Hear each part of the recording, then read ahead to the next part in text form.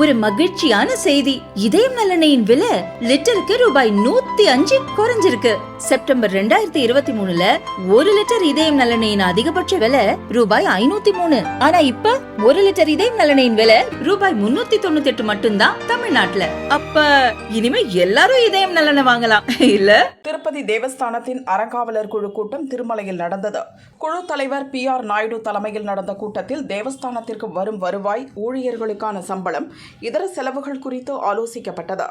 பக்தர்கள் செலுத்தும் உண்டியல் காணிக்கை மூலம் தேவஸ்தானத்திற்கு கடந்த ஆண்டு 1671 கோடி ரூபாய் வருவாய் கிடைத்தது.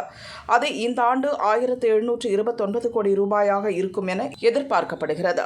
தேவஸ்தானத்தின் சார்பில் பல்வேறு வங்கிகளில் டெபாசிட் செய்துள்ள பணத்திற்கு வட்டியாக கடந்த ஆண்டு 1253 கோடி ரூபாய் கிடைத்துள்ளது. இந்த ஆண்டில் 1310 கோடி ரூபாய் வட்டி வருவாய் கிடைக்கும் என எதிர்பார்க்கப்படுகிறது. லட்டு உள்ளிட்ட பிரசாத விற்பனை வருவாய் 550 கோடியிலிருந்து 600 கோடியாகவும், தரிசன டிக்கெட் விற்பனை வருவாய் 305 கோடியிலிருந்து 310 கோடியாகவும் உயர வாய்ப்புள்ளதாக தேவஸ்தான அதிகாரிகள் தெரிவித்துள்ளனர். 2025-26 ஆண்டிற்கான வரவு செலவு பட்ஜெட் 5258 கோடி ரூபாயாக இருக்கும். அதற்கான ஒப்புதல் அளிக்கப்பட்டுள்ளது. இதில் ஊழியர்களின் சம்பளம் 1773 கோடியாகவும், பல வகை செலவுகளுக்கு 768 கோடியும் ஒதுக்கப்படும்.